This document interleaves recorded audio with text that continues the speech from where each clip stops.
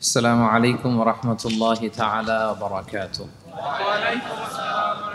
أعوذ بالله من الشيطان الرجيم.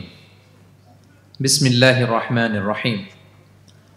رسلا مبشرين ومنذرين لئلا يكون للناس على الله حجة بعد الرسل وكان الله عزيزا حكيما. صدق الله العظيم.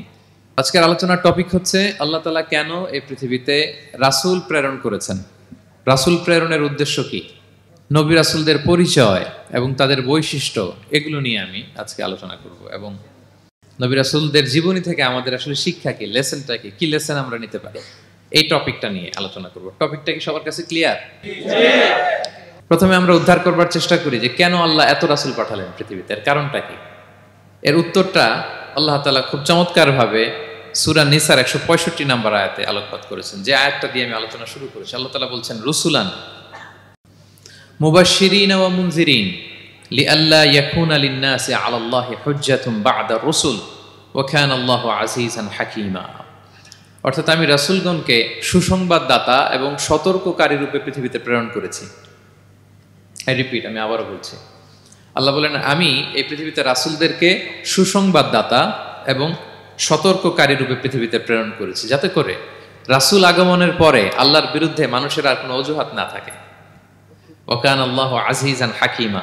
আর আল্লাহ তাআলা তিনি হচ্ছেন পরাক্রমশালী এবং মহাপ্রজ্ঞাময়। তাহলে উদ্দেশ্য আল্লাহ তাআলা ক্লিয়ার করলেন, কেন তিনি রাসূল পাঠালেন, যাতে মানুষের অজুহাত না থাকে। আল্লাহ তাআলা যদি রাসূল পৃথিবীতে বাণীবাহক হিসেবে প্রেরণ না করতেন, মানুষরা বলতো আল্লাহ আখিরাত বলে যে একটা কথা আছে এটা তো আমি বুঝি নাই, আল্লাহ মৃত্যুর পরে যে আবার জীবিত হইতে হবে এটা তো আমি শুনি নাই, আল্লাহ এই পৃথিবীতে আমি কি কি করেছি তার পাই টু পাই তোমার সুপ্রিম কোর্টের কাঠগড়ায় দাঁড়িয়ে যে বিচারের সম্মুখীন হতে হবে কেউ তো আমার কোনোদিন বলে নাই। এজন্য আল্লাহ বলেন আমি পৃথিবীতে রাসূল পাঠিয়েছি যাতে করে মানুষের কোনো এক্সকিউজ না থাকে। আচ্ছা বলেন তো, এখন কি কেউ আল্লাহরে বলতে পারবে আল্লাহ বিচার যে হবে এটা তো আমি জানি না, বলতে পারবে? আল্লাহ আখিরাত বলে যে একটা কথা আছে, পুনরুত্থান, পুনর্জীবিত হইতে হবে, আবার বিচারের সম্মুখীন হইতে হবে, জান্নাত জাহান্নাম আছে, এগুলো তো কোনোদিন আমি শুনি নাই। এই কথা, এই এক্সকিউজ তোলার কোনো সুযোগ কি আর আছে? No excuse will be granted that day, dear brothers and sisters. সেদিন কোনো এক্সকিউজ আল্লাহ তাআলা গ্রহণ করবেন না, কারণ আল্লাহ তাআলা রাসূলদেরকে প্রেরণ করেছেন, তারা আমাদেরকে বিস্তর বর্ণনা করে জানিয়ে গিয়েছে। এবং কেন রাসূলদেরকে প্রেরণ করেছেন আল্লাহ বলেন যে দুইটা প্রাইম রেসপন্সিবিলিটি দিয়ে আমি রাসূলদেরকে প্রেরণ করেছি। এক নাম্বার মুবাশশিরিন, তারা সুসংবাদদাতা, তারা আমাদেরকে জানিয়েছে এই পৃথিবীতে যদি আমরা ভালো কাজ করি, এক আল্লাহর ইবাদত করি, কারো হক নষ্ট না করি, তাহলে আমরা জান্নাতে যেতে পারবো। জান্নাতের সুসংবাদ তারা দেন। They are the bearer of glad tidings, they are the bearer of paradise. তারা জান্নাতের সুসংবাদদাতা। রাসূলদের দুই নাম্বার প্রাইম রেসপন্সিবিলিটি হচ্ছে মুনজিরিন, তারা সতর্ককারী। তারা আমাদেরকে এই মর্মে সতর্ক করেছেন যে এই পৃথিবীতে যদি আল্লাহর ইবাদত না করে শিরক করো, বেদাআত করো, এই পৃথিবীর বুকে যদি ফাসাদ করো, যদি সীমা লঙ্ঘন করো, যদি অন্যের অধিকার নষ্ট করো, তাহলে তোমাদেরকে জাহান্নামের আযাব ভোগ করতে হবে, ঠিক কিনা? তাহলে দুইটা প্রাইম রেসপন্সিবিলিটি। রাসূলরা হচ্ছেন মুবাশশিরিন, সুসংবাদদাতা, জান্নাতের সুসংবাদ দিয়েছেন। তারা ভালো কাজ করলে জান্নাতে যাওয়া যাবে। পাশাপাশি তারা হচ্ছেন সতর্ককারী। কিসের সতর্ককারী? জাহান্নামের ব্যাপারে সতর্ককারী। এই পৃথিবীতে ফাসাদ করলে, আল্লাহ তাআলার অবাধ্য হলে জাহান্নামে যেতে হবে। এবং রাসূল পাঠানোর মধ্য দিয়ে আল্লাহ তাআলা এক্সকিউজ দেওয়ার সুযোগ বন্ধ করে দিয়েছেন। কোনো এক্সকিউজ আর দেয়া চলবে না। তাহলে পৃথিবীতে কেন আল্লাহ তাআলা রাসূল পাঠালেন, এই পয়েন্টটা কি সবার কাছে ক্লিয়ার? আচ্ছা ক্লিয়ার, আমরা সামনের দিকে এগোই। এরপর আল্লাহ তাআলা বলেছেন এই পৃথিবীতে যত জাতি গোষ্ঠী আছে সব জাতির কাছে আমি রাসূল পাঠিয়েছি। ওয়া ইম মিন উম্মাতিন ইল্লা খালা ফিহা নাযীর। যত জাতি, যত নেশন এই পৃথিবীতে এসেছে, সব জাতিকে সতর্ক করবার জন্য, ইনস্ট্রাক্ট করবার জন্য, গাইড করবার জন্য আমি রাসূল পাঠিয়েছি। এমন কোন জাতি নাই যে জাতির মধ্যে আল্লাহ রাসূল পাঠায় নাই, সবাই রাসূল পেয়েছেন। এবং মজার ব্যাপার হচ্ছে they are the chosen and selected personality by Allah subhanahu wa ta'ala. রাসূলরা হচ্ছেন আল্লাহ তাআলার পক্ষ থেকে chosen এবং সিলেক্টেড। রাসূলদেরকে সিলেক্ট করেছে কে? আল্লাহ। তিনি বলেন ওয়া ইন্নাহুম ইনদানা লামিনাল মুস্তাফাইনাল আখিয়ার। নবীরা হচ্ছে আমার কাছে মনোনীত, আমি তাদেরকে মনোনীত করেছি এবং তারা হচ্ছে সর্বশ্রেষ্ঠ মানুষ। তার মানে এই আয়াত থেকে বোঝা গেল নবীরা সিলেক্টেড, তারা ইলেক্টেড না। ইলেকশন করে নবী হওয়া যায় না, নবী সিলেক্টেড এর মাধ্যমে হইতে হয়, সিলেকশনের মাধ্যমে। আর সিলেক্ট করেন কে? চুজ করেন কে? ইলেকশন করে নবী হওয়া যায়? আমরা পৃথিবীর সবাই মিলে যদি ভোট দেই, যে আল্লাহ আমরা সবাই ভোট দিলাম, এ হচ্ছে রাসূল, তাকে রাসূল হিসেবে আপনি কবুল করেন, হবে ইলেকশনে ভোট দিলে? আমাদের সাথে যদি ম্যানকাইন্ডের সাথে জিন কাইন্ডও যুক্ত হয়, জিনেরাও যদি বলে আল্লাহ আমরাও আছি, আমরাও দিলাম একটা করে ভোট, হবে রাসূল হবে? ফেরেশতারাও যদি যুক্ত হয়, ফেরেশতারাও যদি বলে, মানুষও ভোট দিল, জিনেরাও দিল, ফেরেশতারাও দিল, প্রত্যেকে একটা করেই দিল, ধরেন প্রত্যেকের ভোট গণনা করার পরে দেখা গেল বিশাল ভোট কাউন্ট হয়েছে, এখন তাদের এই ভোটের উপর ভিত্তি করে রাসূল হবে কেউ? হবে? কারণ নবী ইলেকশনে হওয়া যায় না, নবী হয় সিলেকশনে। আর সিলেক্ট করেন কে? আল্লাহু ইয়ালামু হাইসু ইয়াজআলু রিসালাতাহু। কাকে রাসূল বানাবেন, কাকে তিনি নবী হিসেবে অ্যাপয়েন্ট করবেন, এটা তিনিই জানেন। শুধুমাত্র কেবলমাত্র একমাত্র আল্লাহ তাআলা সোললি এটাকে কন্ট্রোল করেন। কেউ চাইলে কারো ভোটে, কারো ইলেকশনে নবী হওয়া যায় না। নবীরা হচ্ছেন সিলেক্টেড, চুজেন পার্সোনালিটি বাই আল্লাহ সুবহানাহু ওয়া তাআলা। তাহলে নবীরা নির্বাচিত নন, ওনারা মনোনীত। নবীরা কি নির্বাচিত? নবীরা মনোনীত। এখন কতজন নবী রাসূল আল্লাহ তাআলা পাঠিয়েছেন? আল্লাহ তাআলা সুস্পষ্ট করে জানাননি কতজন। কিছু কিছু হাদিস থেকে পাওয়া যায় লক্ষাধিক রাসূল, নবী এবং রাসূল আল্লাহ তাআলা পৃথিবীতে পাঠিয়েছেন। কিন্তু কোরআন আল কারিমে এই লক্ষাধিক নবী রাসূলের সবার কথা আল্লাহ তাআলা আমাদেরকে শোনাননি। আল্লাহ তাআলা মাত্র 25 জন রাসূলের কথা আমাদেরকে শুনিয়েছেন। কতজন? 25 জনের কথা আল্লাহ তাআলা শুধু আমাদেরকে বলেছেন, বাকিদের কথা বলেন নাই। কতটুকু আমাদের বলা দরকার, এটা আমাদের চেয়ে ভালো জানেন কে? আল্লাহ ভালো জানেন। আল্লাহ তাআলা ভালো জানেন কতটুকু আমাদেরকে জানাতে হবে। যত রাসূল তিনি পাঠিয়েছেন, যত নবী পাঠিয়েছেন, সবার কথা যদি আল্লাহ কোরআনে বলতেন, তাহলে কোরআন কি মাত্র 611 পৃষ্ঠার একটা বই হতো? 10 খণ্ড, 15 খণ্ড, 20 খণ্ড। তখন আমরা হাফেজ হতে পারতাম? হ্যাঁ, আমরা হাফেজ তরিকুল ইসলাম পাইতাম তখন? হ্যাঁ, তাকরিম পাইতাম? তখন তো হাফেজ হওয়া যেত না। এটা যদি 15 খণ্ড 20 খণ্ডের বিশাল ভলিউম হয়, হাফেজ হওয়া যেত না। এজন্য আল্লাহ তাআলা সব নবীদের কথা আমাদেরকে শোনায় নাই, মাত্র 25 জন নবীর কথা কোরআনে আল্লাহ শুনিয়েছেন। কতজন? আল্লাহ বলেন রুসুলান কদ কসাসনাহুম আলাইকা মিন ক্বাবলু ওয়া রুসুলান লাম নাকসুসহুম আলাইক। নবী হে, অনেক রাসূলের কথা আপনাকে শুনিয়েছি, আবার অনেক রাসূলের কথা আমি শোনাই নাই।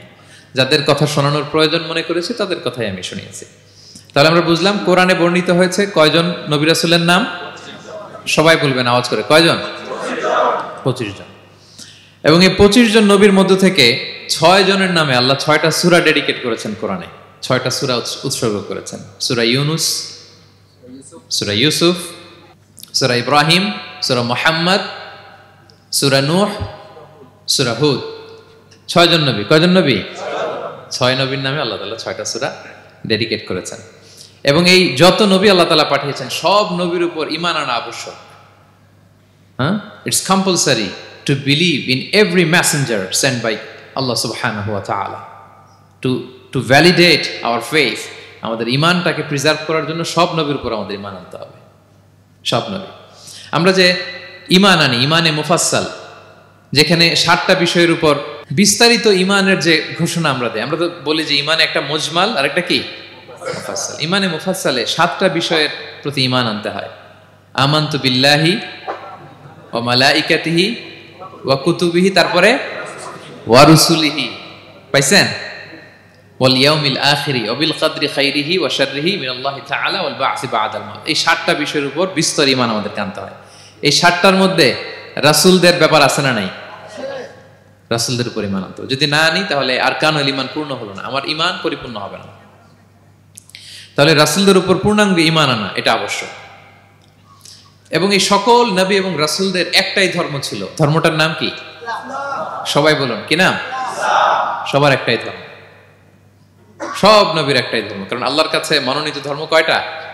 একটা। ইন্নাদ দীনা ইনদাল্লাহিল ইসলাম। আল্লাহর কাছে মনোনীত একটাই ধর্ম, সেটা হচ্ছে ইসলাম। এই যে ইহুদি বলে, নাসারা বলে, এগুলো ধর্ম না, এগুলো বংশ, গোষ্ঠী, জাতির নাম অনুসারে নামকরণ করা হয়েছে। যেমন নাসারা এসেছে, ঈসা আলাইহিস সালামের মা মারিয়াম ফিলিস্তিনের নাসিরিয়া শহরে জন্মগ্রহণ করেছেন। নাসিরিয়া, ওইখান থেকে আসছে নাসারা। ইয়াকুব আলাইহিস সালামের 10 ছেলে, এই 10 ছেলের মধ্যে থেকে এক ছেলের নাম হচ্ছে ইয়াহুদা। এই ইয়াহুদা থেকে এসেছে ইহুদি। কিন্তু সব নবীর ধর্ম একটা। আওয়াজ করে বলুন তো সবাই, সেটা কি? ইসলাম। সবার ধর্ম একটা ছিল ইসলাম। বিষ্ণু ইসা ইসলাম বলেন, ওয়াল আম্বিয়াউ ইখওয়াতুন লিআল্লাতিন। সেই বুখারীর বর্ণনা, নবীগণ হচ্ছে একে অন্যের বৈমাত্রেয় ভাইয়ের মতো। বৈমাত্রেয় ভাই মানে মা ভিন্ন কিন্তু বাবা এক, এরকম হয় না? ধরেন আমার বাবা যদি একাধিক বিয়ে করে, তো প্রত্যেক স্ত্রী গর্ভে যদি সন্তান আসে, তো আমরা সবাই তো ভাই, কি বলেন? কিন্তু মা ভিন্ন। মা কি? তবে বাবা এক। নবীদের দৃষ্টান্তটা এরকম, আল আম্বিয়া ও ইখওয়াতুন লিআল্লাত। নবীরা হচ্ছেন বৈমাত্রেয় ভাইয়ের মতো, তাদের মা ভিন্ন কিন্তু বাবা এক। বিষ্ণু ইসলাম বলেন, উম্মাহাতুহুম শাত্তা ওয়া দীনুহুম ওয়াহিদ। তাদের শরীয়ত, তাদের বিধিবিধান এটা ভিন্ন ভিন্ন, কিন্তু তাদের দিন কি? এক, সেটা হচ্ছে ইসলাম। সকল নবীর ধর্মের নাম হচ্ছে ইসলাম। যেমন ইব্রাহিম আলাইহিস সালামের ব্যাপারে আল্লাহ তাআলা বলেন, মা কানা ইব্রাহিমু ইয়াহুদিয়ান ওয়ালা নাসরানিয়ান ওয়ালাকিন কানা হানিফাম মুসলিমা ওয়া মা কানা মিনাল মুশরিকিন। নবী ইব্রাহিম আলাইহিস সালাম উনি ইহুদিও ছিলেন না, নাসারাও ছিলেন না, উনি একনিষ্ঠ মুসলিম ছিলেন। কি ছিলেন? আল্লাহ নবী ইউসুফ আলাইহিস সালাম উনি সবসময় আল্লাহর কাছে দোয়া করতেন, আল্লাহ তাওয়াফানি মুসলিমান ওয়াল হিকনি বিসসালিহিন। আল্লাহ তুমি আমাকে মুসলিম হিসেবে মৃত্যু দিও আর সৎকর্মশীলদের সাথে অন্তর্ভুক্ত করে নিও। তো উনি মুসলিম না হলে এই দোয়া করতেন, আল্লাহ মুসলিম হিসেবে মৃত্যু দিও। সুলাইমান আলাইহিস সালাম রানী বিলকিসের কাছে একটা চিঠি লিখেছেন। এই চিঠি আবার পাঠিয়েছেন হুদহুদ পাখিকে দিয়ে। হুদহুদ পাখি ঠোঁটে করে এটা কামড় দিয়ে নিয়ে বিলকিসের রাজপ্রাসাদের ভেন্টিলেশনের ভিতর দিয়ে ঢুকে, বিলকিস লাঞ্চ করে বিশ্রাম নিতেছিল, এর বুকের উপরে চিঠিটা রেখে ফুরুত করে উড়াল দিছে হুদহুদ। খুলে দেখে অদ্ভুত এক চিঠি, ইন্নাহু মিন সুলাইমান ওয়া ইন্নাহু বিসমিল্লাহির রহমানির রহিম। তো বিলকিসকে উদ্দেশ্য করে সাল্লাল্লাহু আলাইহি ওয়াসাল্লাম বলেছিলেন, আল্লাহ তাআলু আলাইয়া ওয়াতুনি মুসলিমিন। বিলকিস অবাধ্য হয়েও না, বাড়াবাড়ি করো না, মুসলিম হয়ে আমার কাছে ফিরে আসো। কোন নবী বলছেন? তো উনি যদি মুসলিম না হতেন, উনি মুসলিম হওয়ার আহ্বান করতেন? প্রিয় ভাইরা, তাহলে সব নবীর ধর্ম একটা, সেটা কি? ইসলাম। সব নবী একই ধর্মের অনুসারী ছিলেন।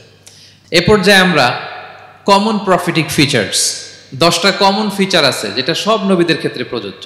সব নবীদের ক্ষেত্রে এই ফিচারগুলো পাওয়া যায়। এই 10টা কমন ফিচার নিয়ে আলোচনা করবো ইনশাআল্লাহ। এই 10টা কমন ফিচারের 1 নম্বর হচ্ছে আল ওয়াহি। সকল নবীকে আল্লাহ তাআলা ওহী পাঠিয়েছেন, রেভেলেশন, প্রত্যাদেশ। ওহী মানে সিক্রেট মেসেজ, যেটা নবী শোনে আর আল্লাহ জানে, দুনিয়ার মানুষ এটা শোনে না। নবীরা বললে কেবল শোনে। সুবহানাল্লাহ বলেন। সব নবীকে আল্লাহ এই ওহীটা পাঠিয়েছেন। জিবরাইল আলাইহিস সালাম মারফত ওহী পাঠিয়েছেন, অথবা সরাসরি কিতাব পাঠিয়েছেন, কিংবা সহিফা পাঠিয়েছেন। আল্লাহ তাআলা ইরশাদ করছেন, ইন্না আওহাইনা ইলাইকা কামা আওহাইনা ইলা নূহি ওয়ান নাবিয়িনা মিন বাদি। নবী নূহ আলাইহিস সালামের পরে সব নবীদের কাছে আমি যেমনি ওহী পাঠিয়েছি, আপনার কাছেও আমি এভাবে ওহী পাঠিয়েছি। সব নবীদের কাছে আমি এভাবে ওহী পাঠিয়েছি।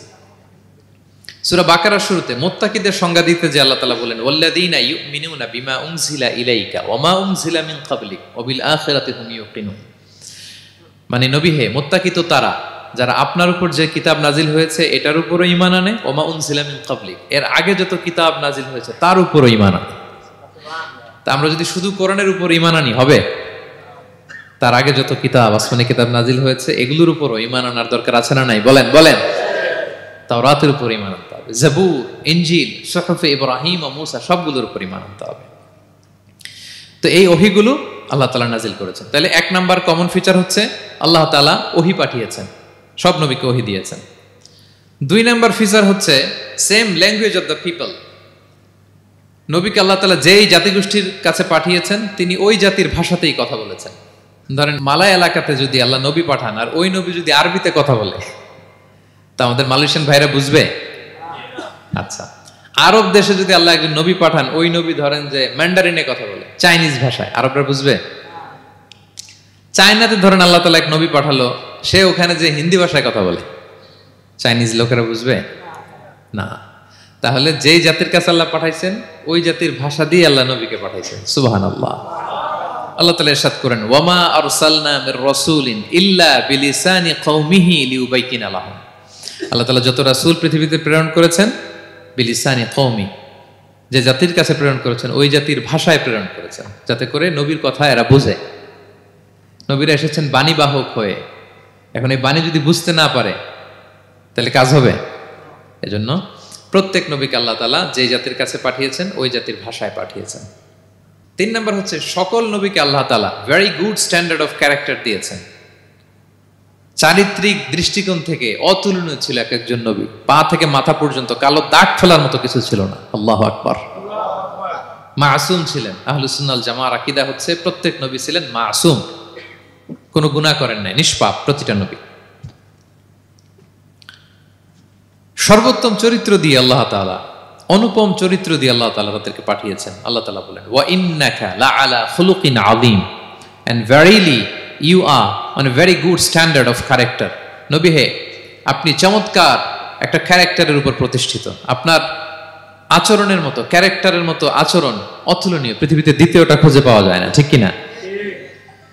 কারণ নবীরা যদি মডেল হন, তাদের আচরণ যদি ভালো না হয়, তাহলে মানুষ কি তাদেরকে গ্রহণ করবে? মানুষ তো তাদের কাছ থেকে শিখবে, জানবে। তো জন্য তাদের আচরণ চমৎকার হওয়ার দরকার আছে না নাই? চমৎকার আচরণ, চমৎকার চারিত্রিক মাধুর্য দিয়ে আল্লাহ তাআলা পৃথিবীতে এক একজন নবীকে প্রেরণ করেছেন। সব নবীরা ভেরি গুড স্ট্যান্ডার্ড অফ ক্যারেক্টারের অধিকারী ছিল।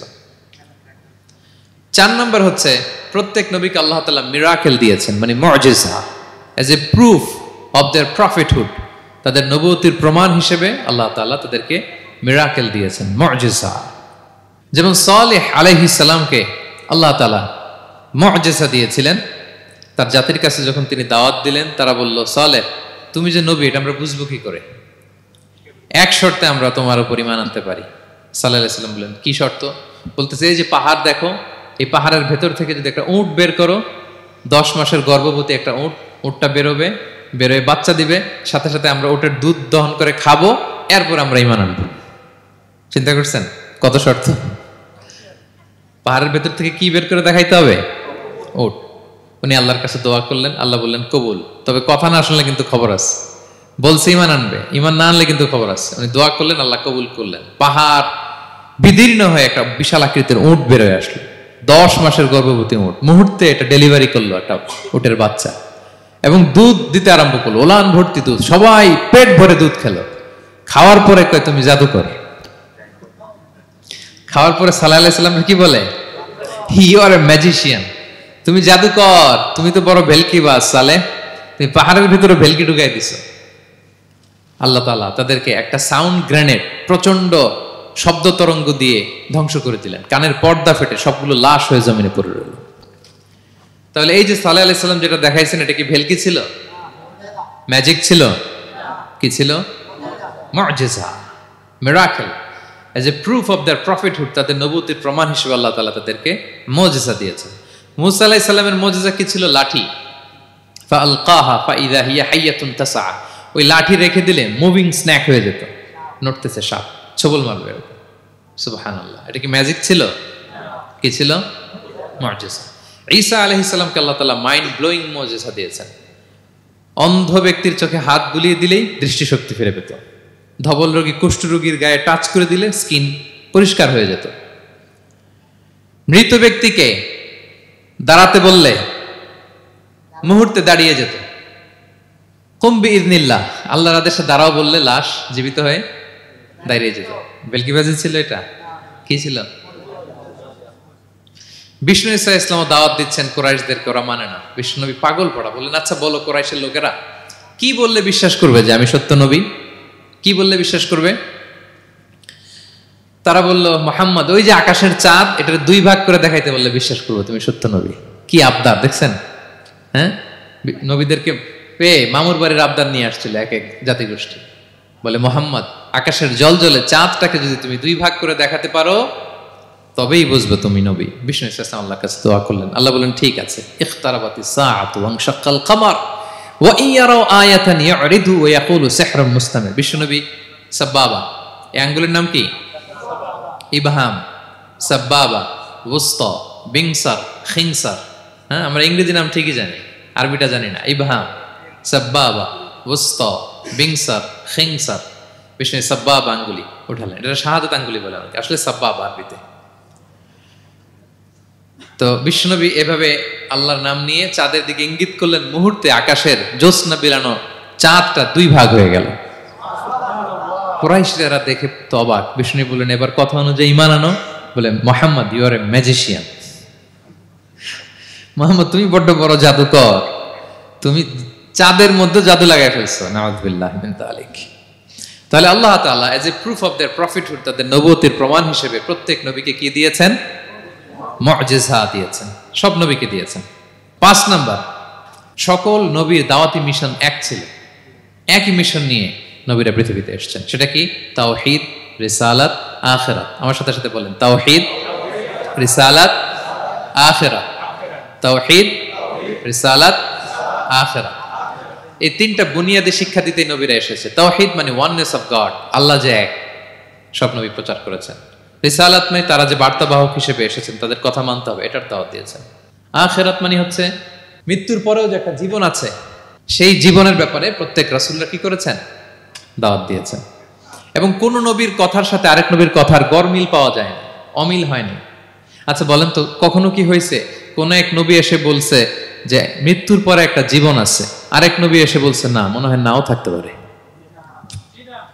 বলছে? এক নবী এসে বলছে আমাদের স্রষ্টা আল্লাহ তাআলা তিনি একজন, আরেকজন বলছে না, একজন না, 2-3 জন হইতে পারে। এক নবী এসে বলছে ভালো করলে জান্নাত, খারাপ করলে জাহান্নাম, আরেক নবী এসে বলছে না, জান্নাত জাহান্নাম বলতে কিছু নাই। হইছে? হইছে?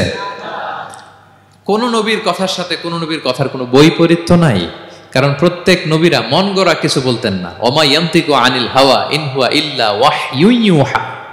নবীরা কথা বলতেন একটা হেডকোয়ার্টার থেকে তথ্য পেয়ে। ওই হেডকোয়ার্টারটা কার? আল্লাহ। ওই হেডকোয়ার্টার থেকে যে ইনফরমেশন আসতো সেটার আলোকে নবীরা কথা বলতেন, বানিয়ে কিছু বলতেন না। সব নবীরা দাওয়াত দিয়েছেন, ইয়া কওমি ইবুদুল্লাহ মা লাকুম মিন ইলাহিন গায়রু। হে আমার জাতির লোকেরা, এক আল্লাহর ইবাদত করো, আল্লাহ ছাড়া অন্য কারো ইবাদত করো না। সব নবীরা বলেছেন ইন্নী লাকুম রাসূলুন আমিন, নিশ্চয় আমি তোমাদের কাছে বিশ্বস্ত রাসূল হিসেবে প্রেরিত হয়েছি। সব নবীরা বলেছেন ইয়াউমা লা তামলিকু নাফসুন লিনাফসিন শাইআ ওয়াল আমরু ইয়াউমা ইযিল লিল্লাহ। এমন এক দিনের মুখোমুখি হতে হবে কেউ কারো উপকার করতে পারবে না।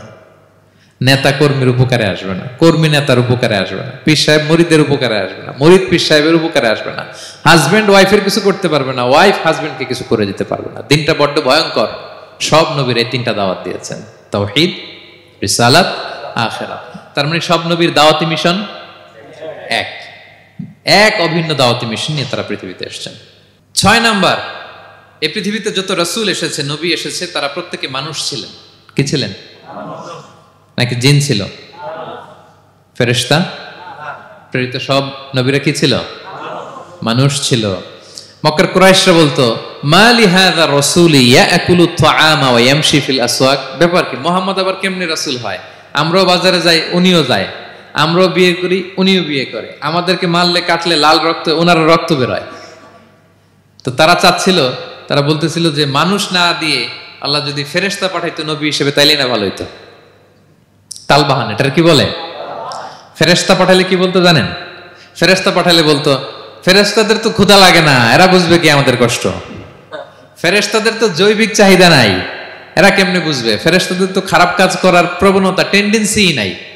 আমাদের যে কষ্ট, দুঃখ, ফিলিং, সেটা তো ফেরেশতারা বুঝে না, ফেরেশতারা কেমনে আমাদের নবী হয়? এটা বলতো, ঠিক কিনা? তালবাহানা বলে কেমন রাসূল, আমরা যা করি তাই করে। আল্লাহ বলেন সব নবীকে আমি মানুষ হিসেবে প্রেরণ করেছি। বিষ্ণু ইসলাম বলেন ইন্নামা আনা বাশারুম মিসলুকুম, নিশ্চয় আমি তোমাদের মতোই মানুষ। তোমাদের মতোই কি মানুষ? তো পার্থক্য হচ্ছে ইউহা ইলাইয়া, আমার কাছে ওহী আসে, প্রত্যাদেশ আছে আল্লাহ তাআলার পক্ষ থেকে। তাহলে 6 নম্বর যেই কমন ফিচার আমরা জানলাম, আল্লাহর পাঠানো সবগুলো নবী এবং রাসূল তারা কি ছিলেন? সবাই বলুন, তারা কি ছিলেন? মানুষ ছিলেন। 7 নম্বর কমন ফিচার হচ্ছে আল্লাহর পাঠানো সব নবী এবং রাসূলরা ওনারা পুরুষ ছিলেন। কি ছিলেন? কোন নবী কি নারী ছিল বলেন তো? হ্যাঁ, নারী নবী আছে? নাই। নবী হওয়ার জন্য ম্যাসকুলিনিটি শর্ত, পুরুষ হওয়া শর্ত। কারণ নবীকে অনেক বড় বড় জিনিসের নেতৃত্ব দিতে হবে, মাঝে মাঝে মিলিটারি তৈরি করতে হবে, লিডারশিপ লাগবে, যুদ্ধ পরিচালনা করতে হবে। নারীদের পক্ষে এটা সম্ভব? কঠিন। আমাদের বোনদের অনেক ধরনের দুর্বলতা আছে, তাদের মাসে কিছুদিন তারা আল্লাহর আদেশে অসুস্থ থাকে, ঠিক কিনা? পিরিয়ড তাদের চলে, ওই সময় সালাত পড়তে পারে না, অনেক প্রতিবন্ধকতা তাদের আছে। বাচ্চা যদি ধারণ করে পেটে 9 মাস, ওনারা অসুস্থ, শেষের মাসগুলোতে তো কঠিন জটিল অবস্থা। বাচ্চা ডেলিভারির পরেও 40 দিন ব্লিডিং আছে না নাই?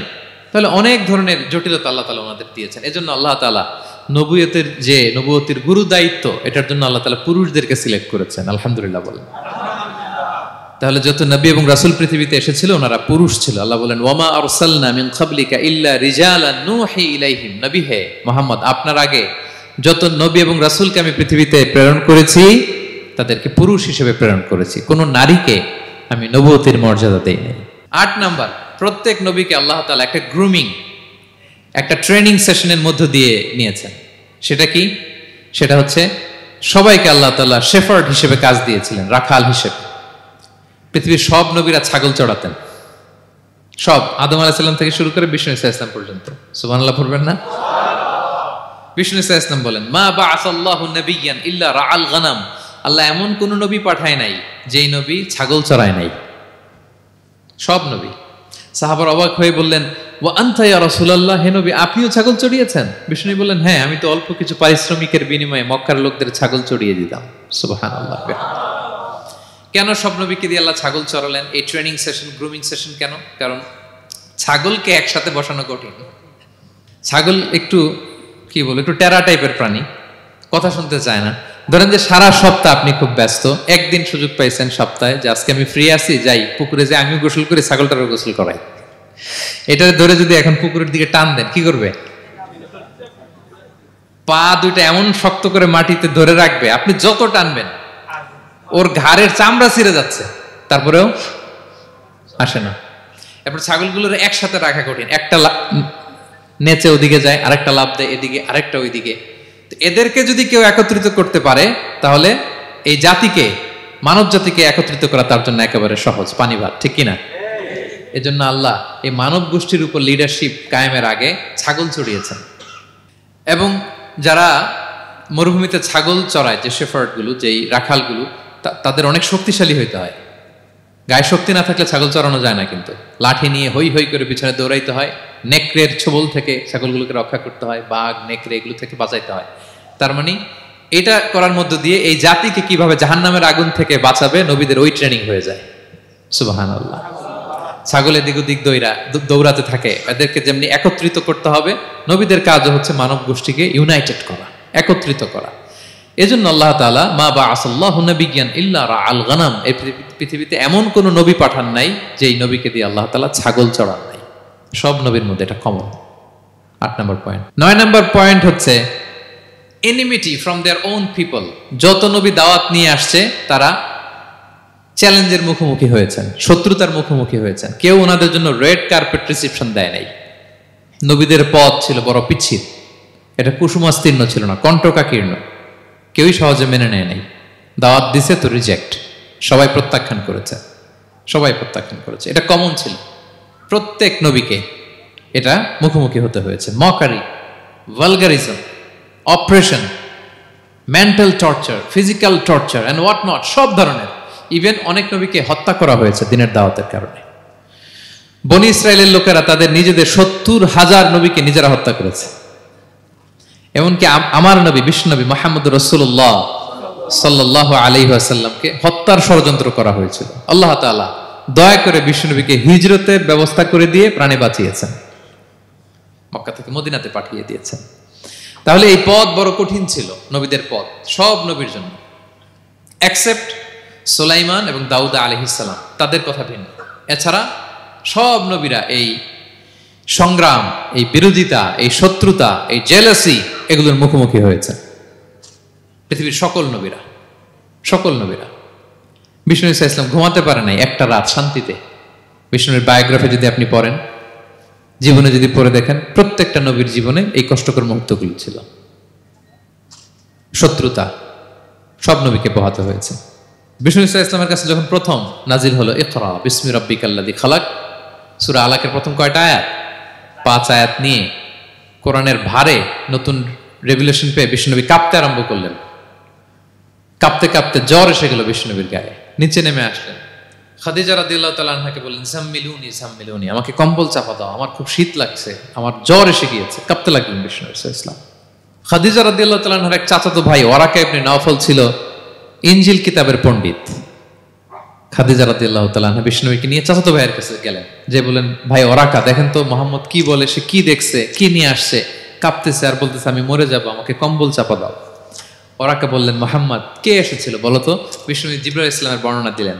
কি বলেছে বলতো? 5 আয়াতের বর্ণনা বিষ্ণু ইসলাম দিলেন। তখন বিষ্ণু ইসলামের কথা শুনে ওরাকা বলল, তোমার কাছে যে এসেছে ওয়াহুয়ান নামুস, মানে জিবরিল, সে সব নবীদের কাছে এসেছে। মোহাম্মদ তুমি নবী হবা, তুমি কি হবা? তুমি নবী হবা, আখিরি নবী হবা তুমি। যে তোমার কাছে এসেছে সে সব নবীদের কাছে ওহী নিয়ে এসেছিল। আর জেনে রাখো মোহাম্মদ, তোমার এলাকার লোকেরা একদিন তোমাকে এলাকা থেকে বের করে দিবে। ভবিষ্যৎবাণী করতেছিলেন। বিশ্বনবী বললেন, আওয়া মুখরিজিয়াহুম, আমার ভাই বেরাদার, আমার জ্ঞাতি গোষ্ঠীর লোকেরা আমার এলাকা ছাড়া করবে? ওরাকা বললেন, হ্যাঁ। লাম ইয়াতি রাজুলুন কাত্তু বিমিসলি মা জিতা বিহি ইল্লা উদিয়া, তোমার মতো এরকম রিসালাতের দায়িত্ব নিয়ে যারাই কোনো জাতির কাছে এসেছে তাদের সাথে এরকম শত্রুতা করা হয়েছে। বিষ্ণু ইসলাম সেদিনের কথা শুনে, ওরাকার কথা শুনে অবাক হয়েছিলেন। তাহলে সব নবীদের ক্ষেত্রে 9 নম্বর কমন বৈশিষ্ট্য হচ্ছে তাদেরকে বাধার সম্মুখীন হতে হয়েছে। এখনো যারা নবীদের পথে চলবে বা চলে তাদের জীবনে বাধা বিপত্তি আছে না নাই? হ্যাঁ, তারা জেনে বুঝেই এই পথে এসেছে, তারা হিসাব মিলিয়েই এই পথে নেমেছে। এজন্য বাধা বিপত্তি চ্যালেঞ্জ কোন মুমিনকে তার রাস্তা থেকে সরাতে পারে না, ঠিক কিনা বলেন? এক চুলো নড়াতে পারে না। এটা নবীদের পথ, এটা নবীওয়ালা কাজ। এখানে জুলুম থাকবে, এখানে বাধা বিপত্তি থাকবে, এখানে চ্যালেঞ্জ থাকবে। এই পথটা সোজা, সিরাতুল মুস্তাকিম। যদি শেষ মাথায় যাওয়া যায়, ডাইরেক্ট জান্নাতুল ফিরদাউস। আলহামদুলিল্লাহ। তাহলে সব নবীরা বাধার সম্মুখীন হয়েছে। 9টা কমন ফিচার গেল। 10 নম্বর, দ্য লাস্ট কমন ফিচার, পৃথিবীর সব নবীরা ইন্তেকাল করেছেন, আর কোন নবী আসবে না। আসবে? পৃথিবীর সব নবীরা মারা গিয়েছেন, কিন্তু আলামুল বারজাখে, বারজাখের জগতে নবীরা জীবিত। আই রিপিট, আমি আবারও বলি, প্রত্যেক নবী তার কবরে জীবিত আলামুল বারজাখে। আমরা এই দুনিয়াতে আসার আগে যেই জগতে ছিলাম, ওই জগৎটার নাম হচ্ছে আলামুল আরওয়াহ, মানে রুহের জগৎ। সেখান থেকে আমরা এই জগতে এসেছি, এটার নাম আলামুদ দুনিয়া, দুনিয়ার জগৎ। আবার মৃত্যুর পরে যে নতুন এক্সটেশনে আমরা যাব, সেটার নাম হচ্ছে আলামে বারজাখ, বারজাখের জগৎ। নবীরা ওই বারজাখের জগতে জীবিত। বিষ্ণু ইসলাম সুনানে আবু দাউদের হাদিসে বলেন যে, ইন্নাল্লাহা হাররামা আলাল আরদি আন তাকুলা আজসাদাল আম্বিয়া, আল্লাহ তাআলা এই জমিনকে, নবীদের দেহকে কনজিউম করাকে হারাম করে দিয়েছেন।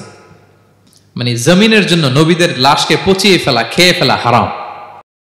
যত নবী যেখানে ইন্তেকাল করেছেন, তাদের পবিত্র দেহ মোবারক এখনো আগের মতো একেবারে যখন মৃত্যুবরণ করেছিলেন তখন লাশটা যেমন তাজা ছিল, এখনো প্রত্যেকে তার কবরে এরকম তাজা লাশ নিয়ে শুয়ে আছে। প্রত্যেক নবী কবরে জীবিত। বিষ্ণু ইসলাম ওনার কবরে জীবিত। তবে এটা বারজাকি জগতে। এই দুনিয়া তিনি যেভাবে জীবিত ছিলেন ওইভাবে না, বারজাকি জগতে জীবিত। আমরা যখন প্যারা নবীর উপর সালাম পৌঁছাই, দুরুদ পড়ি, প্রত্যেক ফেরেশতা, একটা ফেরেশতা আছে এই দুরুদগুলোকে নিয়ে বিষ্ণুবীর কাছে পৌঁছায়। আপনার বাবার নাম, আপনার নাম বলে ফেরেশতা বলে যে অমুকের ছেলে অমুক আপনাকে সালাম দিয়েছে। বিষ্ণুবী কবর থেকে নিজে ওই সালামের উত্তর বলে, কারণ বিষ্ণু ইসলাম বারজাকের জগতে তিনি জীবিত। হায়াতুন নবী, বারজাকের জগতে তিনি জীবিত। আরেক হাদিসে বিষ্ণু ইসলাম বলেন, আল আম্বিয়া ও আহিয়াউন ফি কুবুরিহিম ইউসাল্লুন, নবীরা তাদের কবরে জীবিত, সেখানে তারা সালাত আদায় করে। নবীরা তাদের কবরে কি করে? সালাত আদায় করে। তাহলে এই 10টা হচ্ছে কমন ফিচার্স এবং প্রফিটস। সব নবীদের মধ্যে এই বিষয়গুলো পাওয়া যায়। সর্বশেষ পয়েন্ট হচ্ছে lessons from the life of the profits. এত নবী রাসূল যে আল্লাহ তাআলা আমাদের হেদায়েতের জন্য পাঠালেন, তাদের জীবনী থেকে আমাদের জন্য শিক্ষা কি, লেসন কি, এটা জানার দরকার আছে না নাই? বলেন, কি লেসন আমরা নিব? অনেক লেসন আছে। আমি সংক্ষিপ্ত পরিসরে 2-1টা বলি। আমি আমার মিজানুর রহমান আজহারি ভেরিফাইড ইউটিউব চ্যানেলে প্রফেট সিরিজ নামে একটা সিরিজ করেছি, 25 পর্বের। কোরআনে কয়জন নবীর নাম উল্লেখ হয়েছে? 25। আর আমার চ্যানেলে কয় পর্ব? তার মানে 25 জন নবীর ব্যাপারে আমি ওয়েল ডকুমেন্টেড ম্যানারে একাডেমিকলি আলোচনা করেছি। আপনারা শুনবেন, আপনাদের জন্যই করেছি, শুনবেন আপনারা। এবছর 21শে বইমেলায় আপনারা শুনেছেন আমার একটা বই প্রকাশিত হয়েছে। বইয়ের নাম হচ্ছে জেগে ওঠো আবার। এটা আমি নিজে লিখেছি। আরেকটা বই 6 খণ্ডের আমি সম্পাদনা করেছি, সেটা হচ্ছে ছোটদের নবী রাসূল। বইটার নাম কি? ছোটদের নবী রাসূল। সত্যায়ন প্রকাশন থেকে 6 পর্বের খুব চমৎকার গ্রাফিক্যাল ইউজার ইন্টারফেস দিয়ে আপনার সোনামণিরা, বাচ্চারা তারা জেনে যাবে যে তাদের আসল আইকন কারা, তাদের আসল সুপার হিরো কারা, তাদের অনুসরণীয় অনুকরণীয় ব্যক্তিত্ব হবে কারা। এই বইটা লিখতে সম্পাদনা করতে আমাদের অনেক চ্যালেঞ্জ আমরা ফেস করেছি, কারণ এটা আপনাদের জন্য লিখি নাই, লিখছি কাদের জন্য? বাচ্চাদের জন্য। সো আমি বাচ্চাদেরকে গল্প শোনাচ্ছি এরকম একটা ভাব নিয়ে লিখেছি। আমি বারবার ভেবেছি যে আমার ছোট্ট মেয়েটাকে যদি আমি শোনাই, ওকে বুঝাইলে ও কিভাবে বললে বুঝবে।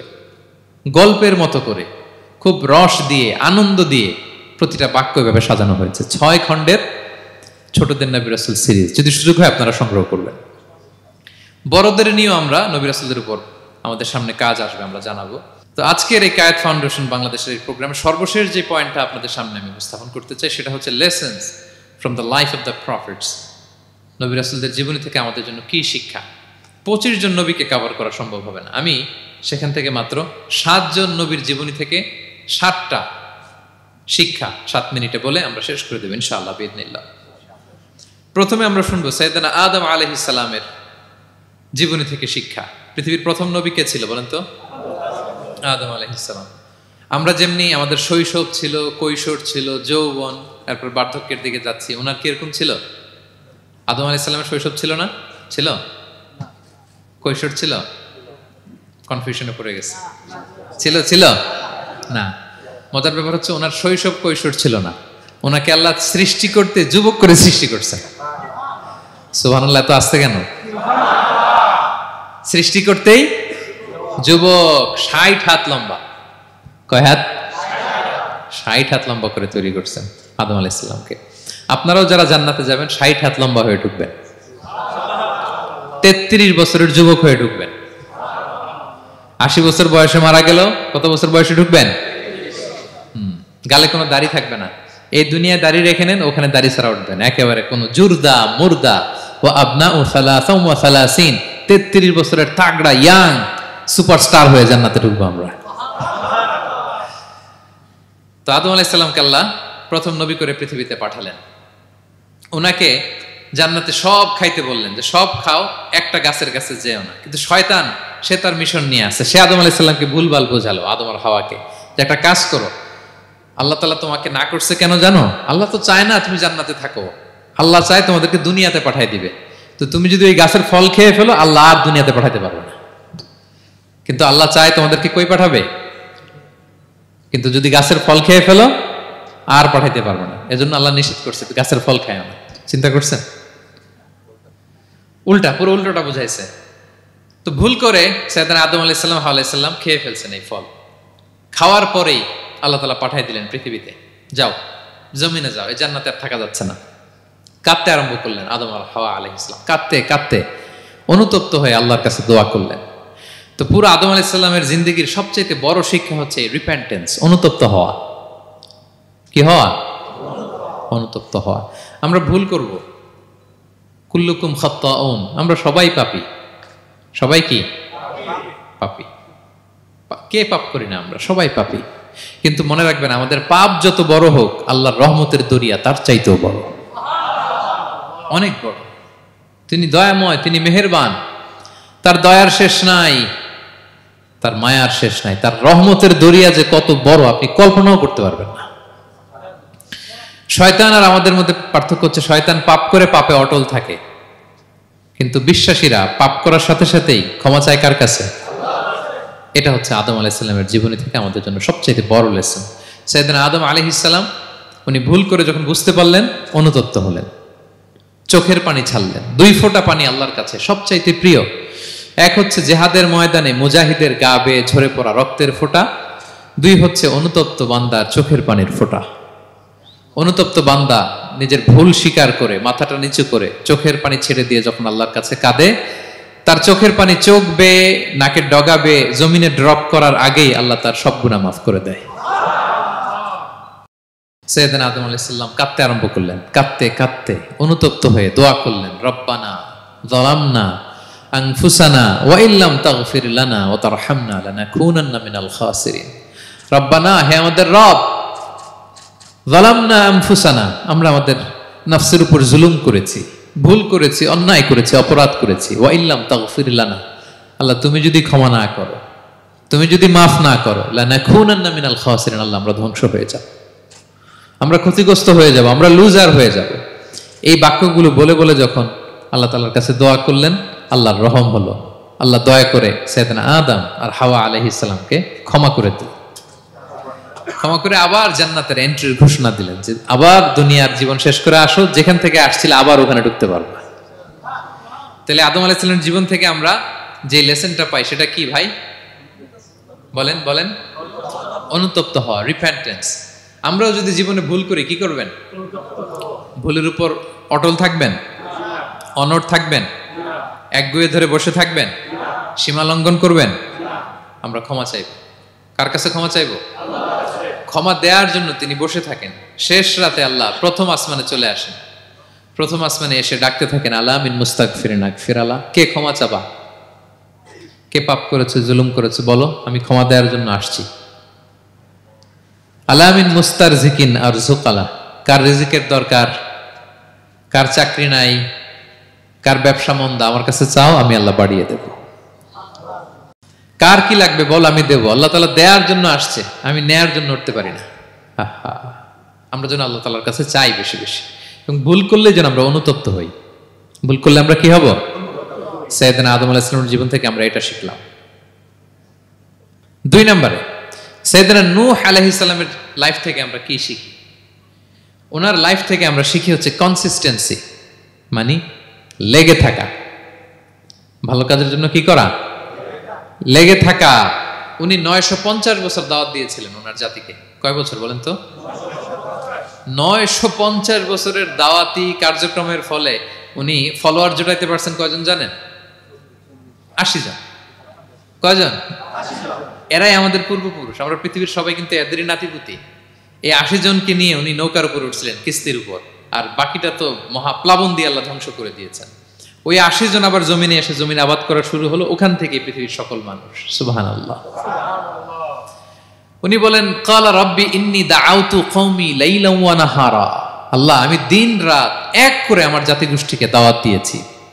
ফালাম ইয়াজিদহুম দুআই ইল্লা ফিরারা, কিন্তু আমার দেখলে লোকগুলো ভেগে ভেগে যায়। আর কি করে? আমার কথা যেন শুনতে না হয়, এরা কানে আঙ্গুল দিয়ে রাখে আর মুখে কাপড় পেঁচিয়ে রাখে। নূহ আলাইহিস সালাম তারপরও থামতেন না, কন্টিনিউয়াস দাওয়াতি কাজ। লোকজন নূহ আলাইহিস সালামকে পিটিয়ে আধামরা করে কাঁথা দিয়ে পেঁচিয়ে পাহাড়ে রেখে আসতেন। ওইখান থেকে এসে নূহ আলাইহিস সালাম আবার দাওয়াত দিতে শুরু করতেন। What a consistency! কিভাবে লেগেছিলেন! 950 বছর তিনি দাওয়াত দিয়েছেন, মাত্র 80 জন ফলোয়ার হয়েছিল। তাহলে আমরা অল্প দাওয়াতি কাজ করেই আমরা হতাশ হয়ে যাই। হায় রে, আমার কথা শুনলো না, হায় রে আমার কথা পৌঁছাইল না, হায় রে আমার কাছে এসে কেউ মুসলিম হইল না, হায় রে আমার কথা। অস্থির। আপনার কাজ হচ্ছে পৌঁছে দেওয়া, আপনার কাজ হচ্ছে কোরআনের কথা মানুষকে বলা। এটা দিয়ে কতটুকু কি হবে এটার ফয়সালা কার? তাহলে নূহ আলাইহিস সালামের জীবনী থেকে আমাদের শিক্ষা হচ্ছে কনসিস্টেন্সি। 950 বছর উনি লাগাতার দাওয়াত দিয়েছেন, থামে নাই, হতাশ হয় নাই, হাল ছাড়ে নাই। নবীরা কখনো হাল ছাড়ে না। সুবহানাল্লাহ পড়ে। 3 নাম্বার, ইব্রাহিম আলাইহিস সালামের জীবনী থেকে আমাদের জন্য শিক্ষা হচ্ছে ওবিডিয়েন্স, আনুগত্য। কি করে আল্লাহ তাআলার কাছে আনুগত্য করতে হয়। আল্লাহু আকবার। আমি মনে হয় 1 ঘন্টার উপরে আলোচনা করেছি আমার প্রফেট সিরিজ ইব্রাহিম আলাইহিস সালামের জীবনী নিয়ে। ওনার পুরো জীবনটা, আল্লাহ কোনো কিছু বলতে দেরি, আল্লাহর আদেশের সামনে মাথা পেতে দিতে ইব্রাহিম আলাইহিস সালামের দেরি হয়নি। আল্লাহ বলছেন আসলিম, ওয়া ইয ক্বালা রাব্বুহু আসলিম ক্বালা আসলামতু লিরাব্বিল আলামিন। হে ইব্রাহিম সারেন্ডার, কই সারেন্ডার। সুবহানাল্লাহ। ইব্রাহিম আনুগত্য করো, আল্লাহ আনুগত্য করছি। ওনার সন্তান হয় না 86 বছর বয়সে একটা সন্তান দিলেন আল্লাহ তাআলা। আমাদের এখানে কার বয়স কত? সর্বোচ্চ বয়স কত আছি আমরা? এদিকে 60 বছরের উপর তো কেউ নাই, ঠিক কিনা? 86 বছর বয়সে আল্লাহ সন্তান দিয়েছেন, ইসমাঈল আলাইহিস সালাম। কত বছর বয়সে? সন্তানটা আদরের নাকি? হ্যাঁ, আদরের না? শেষ কালে একটা সন্তান পেলেন 86 বছর বয়সে। ইব্রাহিম আর হাজেরার ঘরকে উজাড় করে ফুটফুটে এক সন্তান ইসমাঈল আলাইহিস সালাম আসলেন। ভালোবাসা, আদর যেন ঠিকরে পড়ে, এত গদগদ ভালোবাসা। এবার বললেন যাও হাজেরা আর দুধের সন্তান ইসমাইলকে মরুভূমিতে ফেলে দিয়ে আস। বলতে দেরি, রেখে আসতে দেরি নেই। এটাই হচ্ছে ইব্রাহিম আলাইহিস সালামের আনুগত্য। ধুধুমরু প্রান্তরে হাজেরা আর ইসমাইল আলাইহিস সালামকে রেখে আসলেন, চলে আসলেন। বুকটা ফেটে চৌচির, 86 বছর বয়সে একটা দুধ সন্তান পেলাম, দুধের বাচ্চা আমার স্ত্রী সহ মরুভূমিতে রেখে আসলাম। রেখে আবার থাকাও যাবে না, যাও তুমি ফিলিস্তিনে, এরা থাকবে মক্কায় মরুভূমির মাঝখানে। পরে আল্লাহ জুরহুম কওমের মাধ্যমে এদেরকে পানি, জামজাম অনেক কিছু দিলেন। লম্বা ঘটনার দিকে যাচ্ছে। এরপর হৃদয় যখন ফেটে চৌচির হয়ে যায়, তখন আল্লাহ তাআলা বলেন ঠিক আছে যাও, যা একটু ছেলেরা দেখে আসো। এবার যে দেখে ছেলেরা আরো মায়া লাগে, কারণ একটু বড় হয়েছে তো, এবার দৌড়াইতে পারে, হাঁটতে পারে। সুবহানাল্লাহ বলেন। এবার যখন দৌড়াইতে পারে, হাঁটতে পারে, আব্বু আব্বু বলে ডাকতে পারে, মায়াটা যখন একটু গাঢ় হয়েছে, আল্লাহ বলে এবার ছেলেরা জবাই কর। দেখছেন কি পরীক্ষা? 86 বছর বয়সে সন্তান পেল, রেখে আসলো মরুভূমিতে, একটু বড় হইল, দেখা করতে গেল, এবার বলে জবাই করো। জবাই করো বলতে দেরি, ছুরি চালাতে দেরি হয়নি। কুরবানির ইতিহাস লম্বা, ইতিহাস দিকে যাব। এরপরে আল্লাহ কবুল করলেন। এরপরে বললেন বাপ বেটা মিলে মরুভূমির মধ্যে ঘেমে ঘেমে একটা ঘর বানাও। এরপরে ঘোষণা দাও মানুষকে, যেটা আমার ঘর। বাপ বেটা মিলে কষ্ট করে একটা ঘর বানালেন। এবার বললেন আজান দাও, ঘোষণা দাও, সবাই যেন এখানে আসে। আল্লাহ কারে ঘোষণা দিব? কেউ তো নাই। বলতেছে তুমি ঘোষণা দাও, এই ঘোষণার শব্দ পৃথিবীর সব মানুষের কর্ণকুহরে আমি আল্লাহ নিজ দায়িত্বে পৌঁছে দেব। আমরা যারা রুহের জগতেও তখনও ছিলাম, যারা লাব্বাইক বলতে পেরেছি, তাদের ঠিকই নসিবে ওই কাবা ঘর জিয়ারতের নসিব হয়ে যাবে। উনি ঘোষণা দিলেন, দেখেন কেউ নাই, ধুধুমরু প্রান্তর। আজকের মক্কাকে কল্পনা করেন তো কি অবস্থা। এই রমজানের লাস্ট 10 days অফ রমাদান আপনি জায়গা পাবেন? হজের চেয়েও বেশি মানুষ। কিভাবে আল্লাহ কবুল করেছেন, কিভাবে আনুগত্য, সাবমিসিভনেস, নিজেকে আল্লাহর কাছে পুরো সুপর্দ করা, এর নমুনা সাইয়েদনা ইব্রাহিম আলাইহিস সালাম পেশ করেছেন। তাহলে সংক্ষিপ্ত কথা হচ্ছে, আল্লাহ নবী ইব্রাহিম আলাইহিস সালামের জীবনী থেকে আমাদের জন্য শিক্ষা হচ্ছে অবিডিয়েন্স, আনুগত্য। কিভাবে আল্লাহর আদেশের সামনে মাথা পেতে দিতে হয়। পারা যাবে তো? হ্যাঁ, ওই ইব্রাহিম আলাইহিস সালামের রক্ত আমাদের দেহে বহমান। আমরাও নবী ইব্রাহিমের উত্তরসূরি। নবী ইব্রাহিমের আলাইহিস সালামের মতো আমরাও ইসলামের জন্য জীবন বিলিয়ে দেওয়ার দরকার আছে না নাই? বলেন বলেন। শক্ত পদে আমাদেরকেও এরকম স্যাক্রিফাইসের মেন্টালিটি অর্জন করতে হবে। অবিডিয়েন্স, আনুগত্যের শিক্ষা আমরা নবী ইব্রাহিম আলাইহিস সালামের কাছ থেকে পাই। 4 নম্বর, ইয়াকুব আলাইহিস সালাম, ওনার জীবনী থেকে শিক্ষা হচ্ছে পেশেন্স, ধৈর্য। আমাদের অনেকের ধৈর্য নাই, আমরা অস্থির, অল্পতে ধৈর্য হারাই ফেলি। ধৈর্য এমন একটা গাছ, এই গাছের সারা গায়ে অনেক কাঁটা, কিন্তু এই গাছের ফল বড্ড মিষ্টি। ধৈর্য এমন একটা গাছ, গাছের সারা গায়ে কি, কিন্তু ফলটা। ইয়াকুব আলাইহিস সালামের কলিজার টুকরা ইউসুফ আলাইহিস সালামকে ভাইয়েরা মেরে আহত করে কুয়ায় ফেলে দিছে। কুয়া থেকে নিয়ে মিশরে বিক্রি করে দিছে। এখন এতিম হয়ে আরেক জায়গায় থাকে। বাবার কলিজা ফেটে যায়, ছিঁড়ে যায়, কিন্তু কাউরে বিচার দেয় না, কাউরে কিছু বলে না। উনি বলে ইন্নামা আশকু বাসি ওয়া হুজনি ইলাল্লাহ, আমার দুঃখ, কষ্ট, মনের জ্বালার যন্ত্রণা আমি একজনের বলি, তিনি কে? আল্লাহ। ধৈর্য ধারণ করলেন। প্রাপ্তবয়স্ক অবস্থায় ওনার ছেলে বানিয়ামিন, তাকেও হারালেন। আবার বলে আমি কাউরে বিচার দিই না, একজনের বলে, তিনি কে? আল্লাহ। এই 2 ছেলের শোকে কাঁদতে কাঁদতে অন্ধ হয়ে গেলেন। আল্লাহু আকবার।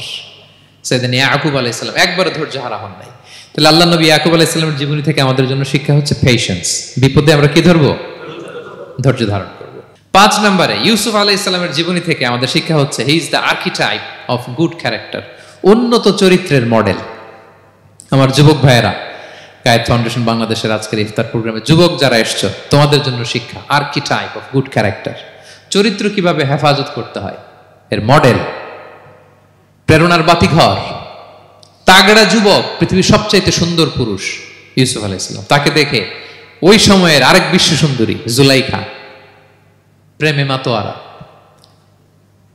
গোপন কক্ষে নিয়ে প্রেম নিবেদন করেছে। বলেছে ইউসুফ কাক পক্ষে টের পাবে না। আল্লাহ নবী ইউসুফ আলাইহিস সালাম এটাকে প্রত্যাখ্যান করলেন। জোরাজুরি করলো, প্রত্যাখ্যান করলেন। মারধর করা হলো, প্রত্যাখ্যান করলেন। সবশেষে আলটিমেটাম দিল, যদি আমার কথা মতো না চলো জেলখানায় ভরবো। উনি বললেন ক্বালা রাব্বি সিজনু আহাব্বু ইলাইয়া মিম্মা ইয়াদউনানি ইলাই, আল্লাহ এই পাপের কাজের চেয়ে জেলখানায় আমার জন্য ভালো। বিনা অপরাধে, বিনা দোষে 1 যুগ মিথ্যা অপবাদে কারাবন্দী ছিলেন সাইয়েদনা ইউসুফ আলাইহিস সালাম। তারপরেও চরিত্রের ব্যাপারে 1 বিন্দুও কম্প্রোমাইজ করেন। যুবক ভাইরা, চরিত্র বড় দামি সম্পদ। সম্পদ গেলে সম্পদ আসে, স্বাস্থ্য গেলে স্বাস্থ্য আসে, একবার চরিত্র নষ্ট হলে ওই চরিত্র আর ফিরে পাওয়া যায় না। সাইয়েদনা ইউসুফ আলাইহিস সালামের জীবনী থেকে আমাদের শিক্ষা হচ্ছে চরিত্রকে কিভাবে প্রিজার্ভ করতে হয়। এটা 6 নম্বরে সাইয়েদনা ঈসা আলাইহিস সালামের জীবনী থেকে আমাদের জন্য শিক্ষা হচ্ছে স্লেভারি, দাসত্ব। কারণ আমরা সবাই গোলাম একজনের। বলেন তো কার গোলাম? আল্লাহর গোলাম। কিন্তু ওনার সব উম্মতেরা মানে খ্রিস্টানরা তাকে বলে সান অফ গড, উনি নাকি আল্লাহর সন্তান। নাউজুবিল্লাহ পড়েন। ওনার মা ম্যারি মানে মারিয়াম আলাইহিস সালাম নাকি আল্লাহর স্ত্রী। নাউযুবিল্লাহ। কিন্তু উনি জন্মের পরেই দুধের শিশু মায়ের কোলে বসে একটা ছোট্ট ভাষণ দিয়েছিলেন, বলেছিলেন ইন্নী আব্দুল্লাহ আতানিয়াল কিতাবা ওয়া জাআলানি নাবিয়্যা। আল্লাহ আমাকে আল্লাহর গোলাম বানিয়ে পাঠিয়েছেন। দেখেন কি নবী, প্রথমে এসে বলেন আমি কিন্তু রাসূল। একে তো দুধের শিশু, মুখের প্রথম কথা কি? ইন্নী আব্দুল্লাহ, আমি আল্লাহর গোলাম। যাতে করে পুরো খ্রিস্ট সমাজের বিরুদ্ধে দলিল হয়ে থাকে যে তোমাদের নবী পৃথিবীতে এসে তার মুখ নিঃসৃত প্রথম শব্দটাই ছিল আমি আল্লাহর দাস, আমি আল্লাহর গোলাম। এবং উনাকে ওনার মাকে আল্লাহ স্পেশাল ইন্টারোগেট করবেন কিয়ামতের দিন। ঈসা, মারিয়াম, তোমরা কি বলে আসছিলা যে তুমি আমার বউ আর তুমি আমার সন্তান? ওনারা কাচুমাচু করে থার করে কাঁপবে আল্লাহর সামনে, কারণ এটা শিরকের প্রশ্ন। তারা বলবে আল্লাহ আমরা যদি বলতাম আপনি তো জানতেন, আপনি যা শিখিয়েছেন আমরা তাই বলেছি। আল্লাহ জানেন যে উল্টাপাল্টা কিছু বলে নাই, তারপরেও কোটি কোটি মানুষের সামনে এত বিশাল জনগোষ্ঠী কেন এই নবীকে আল্লাহর সন্তান বললো? আল্লাহ তাআলা ঈসা আলাইহিস সালামকেও ছাড়বেন না, জিজ্ঞেস করবেন। তিনি বলবেন আল্লাহ আমি যে তোমার গোলাম এটার দাওয়াত দিয়েছি, আর আজীবন গোলামের মতোই ছিলাম। ঈসা আলাইহিস সালাম কৃষকের সাথে, মজুরের সাথে, কুলির সাথে, ধোপাদের সাথে বন্ধুত্ব করেছিলেন। সমাজের নিচু শ্রেণীর লোকেরা ছিল তার ফলোয়ার। আল্লাহু আকবার।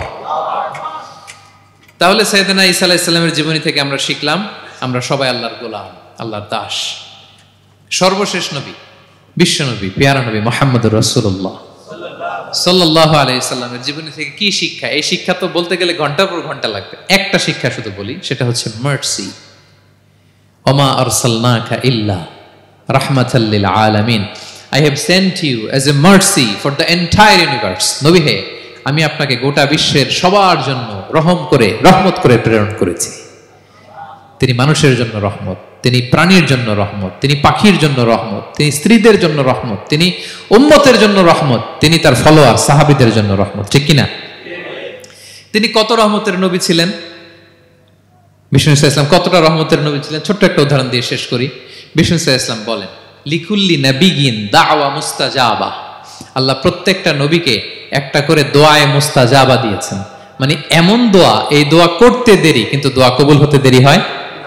সব নবীকে আল্লাহ বলছেন এই নবীরা তোমাদের প্রত্যেককে একটা করে দোয়া করার সুযোগ দিলাম এই দুনিয়াতে, এবং দোয়াটা করার সাথে সাথেই কবুল করে ফেলবে। বিষ্ণু বলেন লিকুল্লি নাবিয়িন দাওয়া মুস্তাজাবা। সব নবীরা একটা করে দোয়া মুস্তাজাব পেয়েছেন, দাআউ বিহা। আর নবীরা ওই দোয়াটা দুনিয়াতেই করে ফেলছে। সব নবীর ওই স্পেশাল দোয়া যেটা করলেই কবুল, ওটা সব নবীরা কি করছে? দুনিয়াতেই করে ফেলেছে। কিন্তু বিশ্বনবী বলেন ওয়া ইন্নী আখতাবিউ দাওয়াতি শাফাআতান লি উম্মতি ইয়াউমাল কিয়ামা। আমি আমার সেই দোয়াটা এই দুনিয়ার বুকে অন্যান্য নবীদের মতো করি নাই। আমি আমার দোয়াটা আমার গুনাহগার উম্মতের জন্য কিয়ামতের কঠিন দিনে তারা যখন মুসিবতে পড়ে যাবে, ওই মুসিবত থেকে বাঁচার জন্য ওই দোয়াটা আমি আমার উম্মতের জন্য রেখে দিয়েছি। ওয়া ইন্নী আখতাবিউ দাওয়াতি শাফাআতান লি উম্মতি ইয়াউমাল কিয়ামা। সব নবীরা এই দোয়াটা করেছে, দুনিয়াতেই কবুল হয়ে গিয়েছে। কিন্তু বিষ্ণুনবী বললেন আমি চাইলে এই দোয়াটা করতে পারতাম। তায়েফের ময়দানে বিষ্ণুনবী ওই দোয়া করলে বিষ্ণুনবীর গা দিয়ে রক্ত ঝরে না। কুরাইশদের সাথে বিষ্ণুনবীর 3 বছর জেল খাটা লাগে না। মদিনাতে বিষ্ণুনবী অনেক না খেয়েছিলেন, পেটে পাথর বেঁধেছিলেন, দোয়া করলে জান্নাত থেকে খাবারের বস্তা চলে আসতো, মুহূর্তেই কবুল। জীবনের কোনো কঠিন পরিস্থিতিতে বিষ্ণুনবী এই দোয়াটা করে নাই। বিষ্ণুনবী বলেন আমি আমার এই দোয়াটা স্পেশালি আমার গুনাহগার উম্মতের জন্য রেখে দিয়েছি। কিয়ামতের কঠিন ময়দানে আমার গুনাহগার উম্মত যখন বিপদে পড়ে যাবে, তাদেরকে ওই বিপদ থেকে বাঁচানোর জন্য ওই দোয়াটা আমি প্রিজার্ভ করে দিয়েছি। বিষ্ণু ইসলাম আমার জন্য এই দোয়াটা রেখে দিয়েছেন। প্রিয় ভাইয়েরা, এই দোয়াটা আপনার জন্য রেখে দিয়েছেন।